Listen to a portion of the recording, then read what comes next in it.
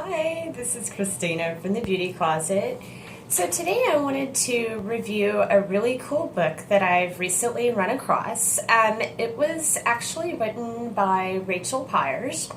It's called Diet and Enlightenment. Why I chose the book, I really thought it was a neat approach and a different approach to dieting. In fact, it's pretty much an anti-dieting book, which I really thought was cool. And she starts out with the first chapter. It's called the Elusive Diet. She basically says that it's really simple, dieting, but that the dieting industry has actually just caused it to be really complicated. And sometimes it's absolutely downright ridiculous. Most of the tactics, they're kind of silly. A lot of times they're gimmicky. They could be expensive, and they usually don't work. And she kind of points this out in her book. I think it's really interesting because it's something that I've noticed. But she does suggest, too, that even though you shouldn't necessarily diet, you should, live a healthy lifestyle and eat healthy. So she's not saying necessarily that, you shouldn't exercise, you shouldn't eat well. But she is saying that, using a bunch of gimmicks isn't necessarily going to help you. And she kind of asks the question at the end of that chapter, do you really need to spend all that money when you can actually do it on your own? So that's a really good point that I don't think a lot of people think about at all. So she goes on to talk about some statistics, which are kind of scary a little bit, and I really wanted to bring this one to light. She talks about it in chapter 2 of the book. She basically says that by the year 2020, it's predicted that 83% of men and over 70% of women, they'll be overweight or obese by that time. And so that just means that, if you're in the fitness industry, it's a really good time to be in that industry. So it's a little scary, that statistic. Seeing that is definitely disturbing. Despite the billions of dollars that Americans have spent so far, there's still millions of Americans overweight. So it doesn't really look like, the business is making a lot of money, but it doesn't look like Americans are actually losing weight as a result. So she talks about, too, a low-carb, high-protein diet. It's something that has been suggested a lot recently over the past few years is something that works. It actually does work for me. I'm naturally thin. I have a high metabolism. I tend to eat small meals throughout the day, and that's what I stick to. That doesn't work for most people, and she does say that in the book as well. She says most of the time, really, what you need to do is try to go for something that's a balance, because that's going to be the better long-term solution. And she's really right about that. She talks about, diet pills too being the magic bullets, and that really all they do is suppress your appetite temporarily, and they actually have numerous side effects, so they make it really not worth it. And I know those have been a recent thing in the dieting industry, the fitness industry. It's been a big push for those, and I would really suggest, just like she does, to probably stay away from them. They're also not FDA approved, so a lot of these things are herbal supplements. You really don't know what's in them. She advises that you can kind of go for a costly method, or you can try something that's way more effective, like using your own techniques. And she does talk about them more in depth in the book.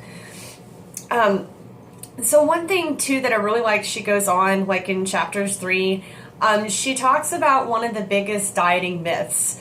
If you eat healthier, simply you will lose weight. That's not necessarily true. And the reason why she explains, she goes on to say that, why is because there are just, if you eat the same amount of calories, no matter how healthy something is, you're still stacking on those calories at the end of the day.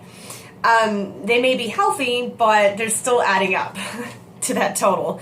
And that's a good point. I don't think a lot of people think about that. We've been conditioned to feel like losing weight is directly tied to eating healthy, but I really don't think that's true. I think I was really taught that my whole life. A lot of us were. But, a lot of us are obese too. So I don't know if that is necessarily the truth. She goes on, Rachel goes on to state that, it's really surprising truth that exercise is not always the answer either. It doesn't necessarily mean that just because you exercise, you're going to get weight loss. And there's $1 billion industry for it. But one of the most common problems that she actually found was that people underestimate how many calories they eat throughout the day versus what they burn off in exercise. So they end up with no, weight loss at all, or possibly even gain as a result. Because at the end of the day, they've got a debt to those calories. So they didn't burn off what they actually ate. So the exercise is great, and you may get some muscle tone out of that, and you're healthy and you're fit. And she definitely suggests doing it for that reason.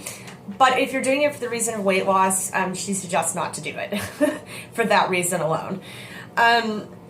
She also goes on to talk about, like in chapters 5 and 6, you have a dieting plan that leaves you with the feeling of confidence. That can really help you develop a sense of detachment, and it'll help you stop obsessing over it. And she says that's really the key of moving on forward and losing weight, and not looking at it as a dieting plan so much, but as something that you can detach yourself from and not obsess over the plan itself. She also says that, a lot of us Americans, and I totally agree with this, we blame ourselves on the industry, the food industry, but that's something, unfortunately, that may not be completely their fault. It actually may be ours. There are a lot of choices these days to eat healthier. We actually have more of an opportunity now to eat better food. We just choose not to. It should be physically easier to lose weight these days based on all those choices, but in fact, we have the highest obesity rate we've ever had. She also says that there's 3 main concepts, and she thinks these really will help you master weight loss. I think they're really key too. She starts with counting calories, and then of course choosing what you eat, and then to listen to your body. So she goes on to talk about a lot of resources in the book. I think chapters 6 and 7 have several lists for caloric intake, for calculators. There's a calorie tracker list as well. Those are excellent. They're free resources, and she provides all of them in her book. She even goes on to kind of talk about calorie counting. She breaks that down for you really well later in the book. And she even tells you the calculations and how to figure it out. And the formula is super simple. So even if you're not a math whiz, you can figure it out. I was able to. And math is not my subject. She also does go on to state at the end of the book that it's really important to remember that certain foods have more calories than others, regardless of portion size. So she really stresses that in the book several times. And at the end, she just puts a huge emphasis on that focus right there. And I think there's a reason why. And that's mostly because, she talks about counting calories. And if you're not paying attention to how many calories are in those certain foods, then it really isn't going to matter about portion size at all.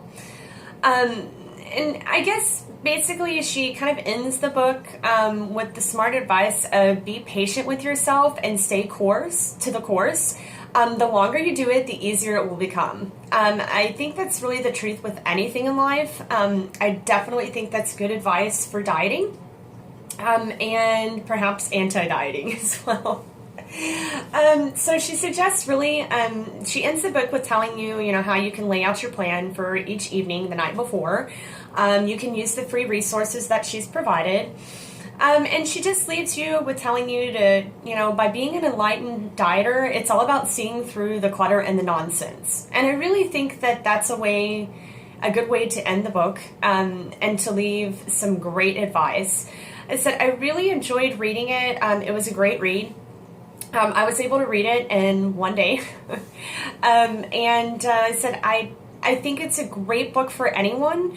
Not just women, not just dieters. If you want to live healthy, good lifestyle, this is an excellent book for you. So again, my name is Christina, and I'm with The Beauty Closet, and you can go check out my review. I did do that on the blog today for this book as well. That's going to be at thebeautyclosetblog.com. So definitely go make sure you check that out too. Thanks, guys. Bye-bye.